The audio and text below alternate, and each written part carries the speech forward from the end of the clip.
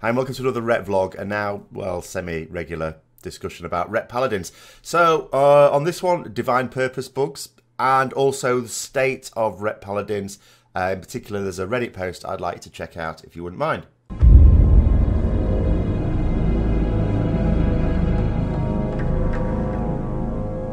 So, first things first, the Divine Purpose bug has been fixed. Thurso, who you may know from the Hammer of Wrath Discord, Paladin Discord, tested out that actually Divine Purpose seems to be working now. But he also discovered on the PTR, when playing about with some of the new Azerite traits, there's one called Imperium Power, which basically gives you like a free Divine Storm type thing. But unfortunately, when you use it, it's also consuming Divine Purpose procs. So that's probably a bug though, and it is on the PTR. Let's not worry too much about it as long as it's reported. You know, if everyone else reports it on the PTR, that would be good as well. And then hopefully that will get fixed for when it goes live. Unfortunately, Divine Purpose has not had the best time of it in BfA, has it? It has been had a bug with when you use the Legendary Ring. It's got the bug now, and there's a potential bug coming in 8.1. But hey ho, hey ho. As long as we're only getting one bug at a time, it's all right, isn't it? Now, state of Ret Paladins. So, there's been, well, actually all the classes, as far as I can tell. There's been people from the community of different classes who've been putting some documents together about the current state of that class in BfA and been asked to put it on Reddit. So there's a link in the description below where you can see that it's the whole Paladin one, but it's got separate document links to Ret, Holy and Protection. If you could check that out, please, because we are doing rather badly in the views count compared to other classes. We can't really let other classes beat us, can we? I'm not going to believe that there aren't a ridiculous number of Paladin players. So, in terms of what I think about it, so you can read in that document what other people think of it, especially the ones who are actually doing the stuff at high level, raiding, PvP, and Mythic Pluses. I'm just a casual scrub now, but I will go through sort of what my thoughts are on it as well. So, starting back from early alphas, people will know, like to begin with, very early alpha, it looked appalling because this is when Blizzard were in their mode of, yeah, we're just going to take all the artifact traits away from you and your class is basically fine. Little bit of tweaking here and there, we don't really need to do anything. And we all just looked incredulous at this thought. And then a couple of weeks in, it seemed to me, they went, oh, actually, you might have something here. Yeah, we can't just leave them as they are. And there was a complete rewrite, and Ret's very early on got a massive rewrite of a load of talents, and I was so happy with it. I sent a big box of muffins and cookies to Blizzard HQ, which did not get to the right, well, it sort of got to the right person, but everyone else apparently ate them when he wasn't looking, so poor old Cephas. But I was very pleased that, one, we had talents that I really liked the look of. Two, that the developer seemed very engaging, very intelligent, and really wanted to do a good job of it. So that was all fantastic. Now, I'm not saying it's all sort of turned to ashes since, no pun intended. It's just that what started off as great potential didn't really become fully realised, but then we're hardly the only spec where that's happened as well. Just on a side note, I did see a tweet today, something about Halinka coming back to head up the combat department. So that suggests that, I don't know whether that suggests that maybe Blizzard have identified that there's still problems, because they were supposed to, for example, they said last expansion that with BfA, the encounter design team and the class design team were going to work together. Now, it was amazing to me, well, it wasn't amazing because you could see quite clearly that they didn't work together, but it was ridiculous to me that this should be a new idea. Oh, let's try this thing out. It should always be obvious these teams should work together. Because whether a class is strong or not, you cannot judge independently. Whether a class or a spec is strong or not depends entirely on the content they are doing. It's alright being strong for Mythic Plus dungeons and being weak for raids if you are a raider, and vice versa. So it's quite clear that that hasn't been. I didn't think that on its own could work, because the problem is that the class design team effectively have to finish their work long before the encounter design team. Like, by the time BfA goes live, the only raid that had been tested was Uldir. And that was quite late on, whereas a lot of the class design stuff had to be done earlier on. So, and now, you know, there's raids, you know, have just started testing for the next raid, which is now Battle of Doofa, and the class design team, all right, they can make some changes now. They didn't used to do this in the middle of expansion, but from Legion, they've sort of said, well, make some changes. But they ought not to be making wholesale changes in the middle of an expansion. So it's never really going to work. So we'll have to see how this works out. But anyway, on to my issues. So there's like 8 issues to really talk about, I think. The first one is just to mention in terms of the state of Rets, particularly for raids, we are always a bit of a pariah. We always will be. And it doesn't really matter what we're capable of. It doesn't matter if we can actually be good. There's been quite a lot of Legion we were quite good. Tumasar gave us a bit wobbly on a couple of the key fights. That was a problem. But generally speaking, in the expansion, we were pretty strong. But we're not seen as strong, generally speaking. And it's just ingrained in the community. Lol Ret Nub. It's just there. And it doesn't... we're basically okay for PvE. We're okay for Mythic Plus dungeons. You, personally, with a group of friends, can do decent Mythic Plus dungeons. I am certainly not being carried in my group, and we've done, 10s. We're struck. Obviously, we're poorly geared. I play like once or twice a week. And we just do like 2 or 3 Mythic Plus dungeons a week. But I'm still top or near the top of damage there. I have actually consistently been the top of damage overall, but our prot warrior tank, went Fury and kicked my ass. Well, he didn't get it. Slightly bigger bar. But he's got better gear than me as well. So basically what I'm saying is, in the group of my peers, I'm fine. And I'm sure you are too. Raiding, okay, the individual fights in Uldir haven't been great. But do you know what? There's been Rets that have done those fights and finished inside the top 50. So it's not incapable. It's just not seen as sufficiently strong. And don't bring enough. But nonetheless, what I would just say is that we are a pariah spec. We're just always going to be seen like that. Now, in terms of actual issues, real issues, movement continues to bedevil. They did taunt us a little bit. When the PTR went live, they initially dangled a Divine Steed with an 8-second duration. It's like, ooh, and then they took it away immediately. I don't know whether that's going to come back. I don't know whether that was someone just taking the piss. It would sort of suggest, I don't know this, by the way, I've not got any inside information on this particular thing. It would sort of suggest that they recognise that our movement is not good and something needs to be done. But they just don't know what. Maybe someone said, oh, let's just increase the duration. And then someone else said, no, we're not doing that. I don't know. But it is an issue. It is a real issue. It's not as bad as it was. I mean, it's not as bad as it was going to be as well, because they initially, during the alpha, put up the cooldown Advanced Steed to like 1 minute. It's back down to 45 seconds at least, so, that's not too bad. Blessing of Freedom, is not that useful in a lot of situations. It's more useful in dungeons, of course. I mean, I'm doing Mythic Plus dungeons. Yeah, it gets some use there on others or myself. But I would say that movement is an issue. Now, defensives, the thing with defensives, I always have to argue this, is they look good on paper. Because it's like, well, you get an immunity. That's great, isn't it? On a 5-minute cooldown. The problem is, and I keep saying this, that realistically speaking, you don't have to face off against things that are going to kill you. Because how the hell else would anyone else survive? These things do not happen. Things that are going to kill you do not happen. Yes, there are mechanics that will kill you if you stay in them. But other people have ways of dealing with it, which usually involves getting the hell out of there. And, well, we have Divine Steed to do that as well. So sometimes, yes, we can use it to stay in something and do some extra damage.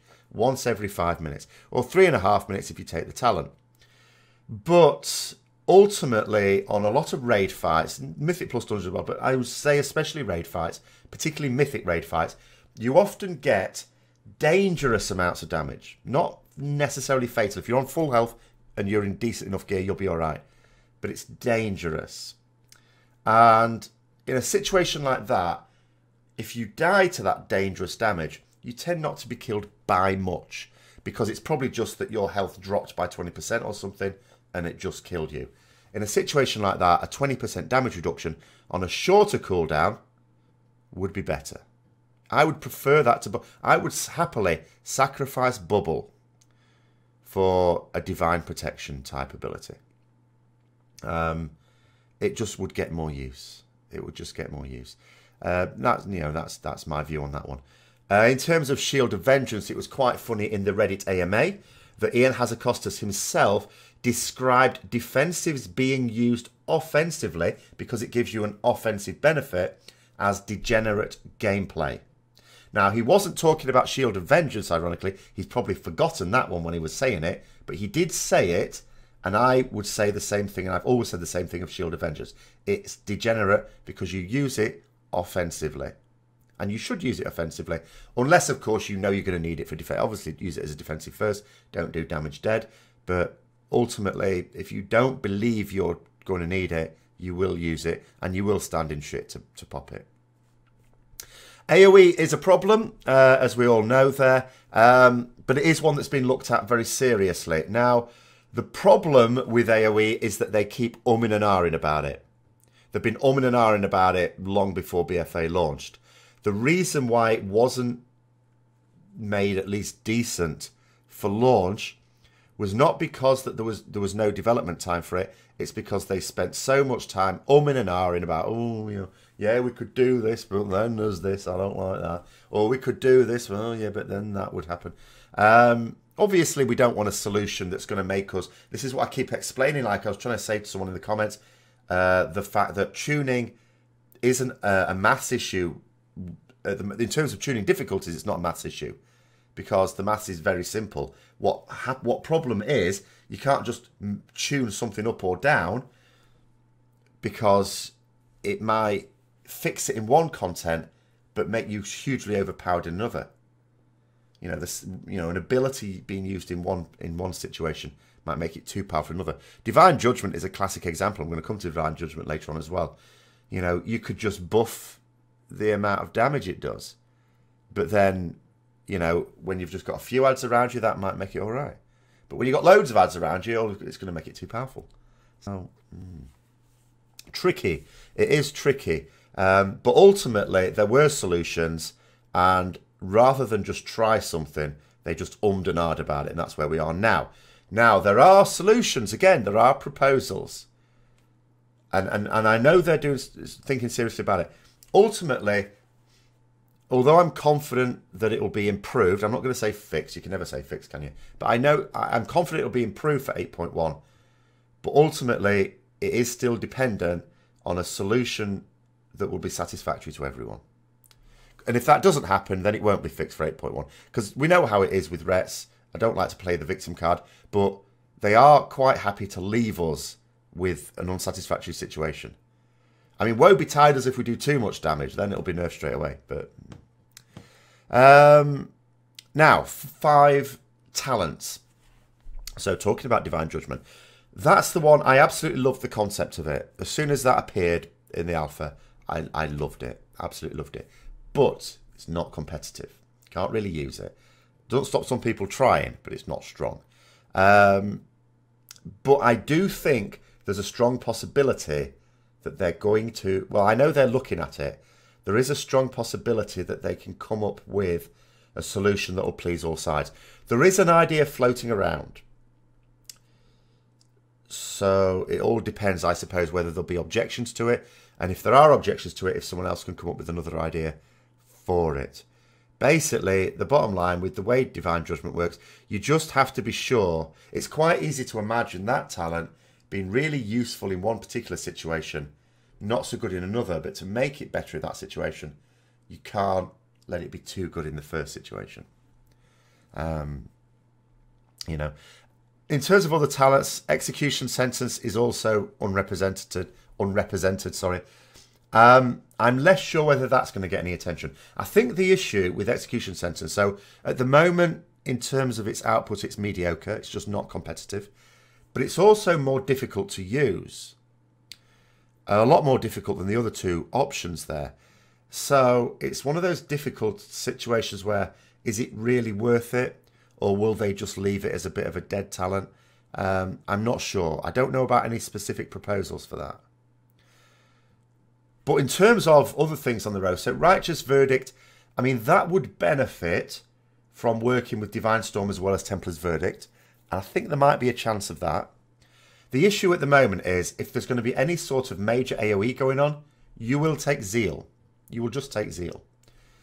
And that's because the other two do nothing for you in AoE. Okay, Execution Sentence, all right, it will still buff your Divine Storm going through it, and you're still going to do single target builders. So you get some use out of Execution Sentence, but Zeal is just doing its damage passively and does more. Righteous Verdict, of course, does nothing because it only works with Templar's Verdict. So if it worked with Divine Storm, that would make it useful. You might actually take that in Mythic Plus Dungeons, for example, or on bosses where there's also like important AoE. Sorry, the voice may still keep going. But yeah, I just don't think it's very satisfactory at the moment that the go-to talent in, say, Mythic Plus Dungeons is the passive option. That defeats the purpose of having the rows set up as they are, where the left-hand talents are your passive options for your simple ones just to take for beginners and things like that, and the more difficult ones further along. If the more difficult ones don't give you a better output, then why would you take them? And in some cases, not a lot, to be fair, it's a lot better than in Legion, but in some cases it's worse. Justicar's Vengeance, another dead talent, but that can stay dead. That's fine. That's, that it does what it does, which is basically nothing at the moment. But that's okay, because Word of Glory and Selfless Healer, which I still insist should be called Selfish Healer nowadays, they're great options for their selfish healer, selfless healer for like solo content. And Word of Glory is an absolute lifesaver in Mythic Plus Dungeons. Total lifesaver. Don't go in there without it. And I imagine it's pretty good in raids too, but I can't possibly speak about that. Consecration actually is the talent I'm most irked about. Because here's the thing. Essentially, we had a choice when we were sort of campaigning. Basically, we were told that it's between Consecration and Divine Hammer for that slot. Divine Hammer would have been loads better. Loads better. But the feeling was, and I said this as well, so I'm to blame. The feeling certainly was that amongst the community, Consecration is a very popular spell. For whatever reason, I've never seen the appeal for a Ret Paladin in Consecration. I don't get it. I do not get it for DPS purposes. But it's remained popular. When we didn't have it, people were calling out for it. When we got it back, yay, even though no one used it. So what I'm most irked about is the fact that we got Consecration, which I argued for. I'm not saying it was down to me, but I argued for it. And no bugger uses it. It's like no sod uses it. It's like, what the hell? We could have had Divine Hammer. Pains in the arse you are. You're all pains in the arse. Anyway, apart from the ones who never like Consecration or who are actually using it. But that's not actually many of you. It may, I don't know what it is about it as well, because it's actually perfectly fine for a lot of things. It may be down to people not still appreciating the difference between Consecration in BfA and Consecration in Legion. The fact that we have a duration that is significantly shorter than the cooldown means that you can't really, when there's movement going on, it's not a major problem. As long as they'll stand still for a few seconds, you can get your maximum benefit of Consecration. Still, I prefer Wake of Ashes, so, But I wouldn't half have liked Divine Hammer as well at times. On to Azerite traits. I'm not really going to say a lot about those. What's the point? A lot of the time when we're choosing which traits we're going to use, I say choosing, simming, it tends to be the non-ret specific one we take anyway. It largely has for me anyway. So, yeah, there's not really a lot to be said about it, other than let's just wait and see what comes in at 8.1. Obviously, some of the new ones are there on the PTR now, and you can even play about with them a bit. But they're still being developed, so we don't know where we're going to end up. Which ones are going to be strong when it comes out? We'll just have to wait and see, won't we? Now, in terms of types of damage, so we can break this down into single target, cleave, AoE. Single target is decent, but it's still a long way off the best, which is disappointing when we don't really have strong representation in the other two types. Two target cleave, of course, is completely non-existent, but that is deliberate. That is supposed to be like that because they said right from the start, to be fair, they only wanted a small number of two target specialist specs and no one else. So it's not picking on us, it's just people in general are not supposed to have effective two target cleave. We're one of them. But AoE, You know, we're middle of the pack for single target, but we're not good at AoE either. We don't compensate it with AoE. Not that that would be all that useful for raids, but it might be on a couple of bosses. But it's not. But at least that is being looked at. I don't know that the single target is being looked at, though, to be beefed up a little bit. I've not heard anything about that. I mean, what I do know is that if you're looking at some of the very strong single target specs, they can expect nerfs. And, you know, let's face it, a nerf is as good as a buff as long as it happens to everyone else, isn't it? You know, ultimately, all we want is to be on a level playing field with everyone else, same as everyone else. We'll just have to see what comes of that. I don't know. Now, last one, of course, which is always my bugbear, which is utility. Now, I have to go back to a little story, a little anecdote from the end of MOP. Now, at the end of MOP, I'd completed it. I'd done the raid. We'd done Garrosh Hellscream, you know. And the guild looks like it was on its last leg. And it was. A couple of weeks after I left, it basically stopped raiding. They weren't recruiting. It was just... So I looked for another guild. And I found this guild, which I ended up joining, actually. It was a very strong guild. It finished in a very high position. And but I couldn't help notice that... And I looked through their logs, and I looked through progress and stuff like that. They didn't really use Ret Paladins. So, but they were specifically recruiting one. So I asked the raid leader, I said, you know... Because I always do this when you're applying, by the way. Never just fill in an application. Talk to officers. So I asked him, I don't really see that you use Ret Paladins. Why are you looking for one? And he explained that it's not, they hadn't not looked for Paladins, they just hadn't found decent ones. But in terms of the question as to why they were looking for Ret Paladin for Warlords of Draenor, which is the next expansion, he said, because at the time, remember, there was a lot of pruning going to be going on. End of MOP is where there was a lot of abilities going to be removed from a lot of classes, well, all classes. And we didn't at the time know which ones were going to get the chop. And what he said was, he said, we don't know which classes are going to lose which abilities. But one thing we do know is that Paladins will always be good at utility. So you can imagine the situation. So I joined the guild, and there we are. And now that I think about it, for the last 3 expansions in a row, I finished off the expansion, in fact, the last few months of the expansion, in a new guild, not doing any progress. So by the time the new expansion has come out, I've been in the guild for quite a long time without ever having killed a progress boss with them, or even taken part in progress. It was a strange situation. But anyway, never mind that. So as it came up and we saw what was going on, I was actually thinking to myself, Jesus Christ, I ain't got much here, got even less now. And that's ultimately it with utility. I think, do you know, I keep pointing out, like if you look at utility, we've got things like Blessing of Freedom, Blessing of Protection. And they're very niche, and they typically are only getting use a few times in expansion, if that. And you can do without them. Because here is the problem with our utility. It's basically unique. No one else has anything like Blessing of Protection. Which is, if you're going to take some physical damage, I can just get you to straight up immune it. Nobody else has that. They can do it on themselves sometimes, but nobody else has the ability to do it on someone else. It's unique. And because it's unique, it can never be really that useful, because Blizzard cannot design an encounter that expects you to have paladins. Because if you don't have a protection paladin as your tank, and you don't have a Ret Paladin, as many mythic guilds don't. I'm not saying a majority, but many don't. And let's say you just have one Holy Paladin, they're not there that night. You're basically saying that encounter is impossible. So because it's unique utility, which apparently is a great thing, I see that as its weakness. Because it means it can't be covered elsewhere. So you can't ever need it. Whereas if we had utility, the other classes had something similar that would do the same job, then it'd be okay.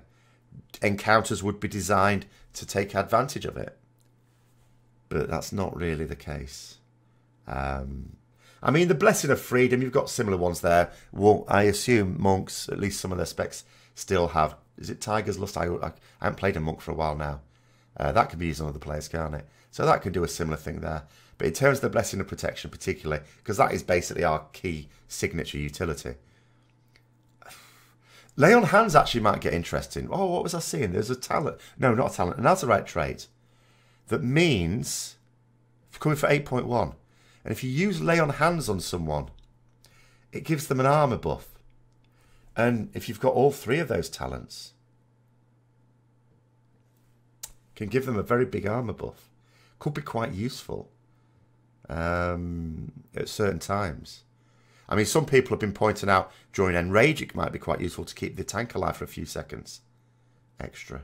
But even during a fight, if there's a particular period of a fight where the boss is just going to go batshit crazy, or there's going to be one of those batshit crazy moments and they've called for an external, there's no external available. Aha! Ret Paladin to the rescue. Lay on Hands. There you go. The thing is, though, that trait is... Well, it's not a Ret-specific trait. I don't think it's even one of those ones that you would choose a Ret one or another one. I think it's on the other ring, the utility ring. Can't remember. I think it's on the utility ring. But what the point is that other Paladins could also have the same thing. So that, I mean, sometimes that's another thing that lessens our utility. The fact that other Paladins bring the same thing. So, long story short, I scoff at our utility. And utility is more effective than anything else. Because at the end of the day, particularly for like Mythic Raiding or something, good players, Mythic quality players, they can all DPS or they can all heal or they can all tank. Ultimately, it's usually the extra utility you bring that allows you to trivialise a mechanic that determines whether you're really good or not. So anyway, those are my thoughts on the state of Ret at the moment.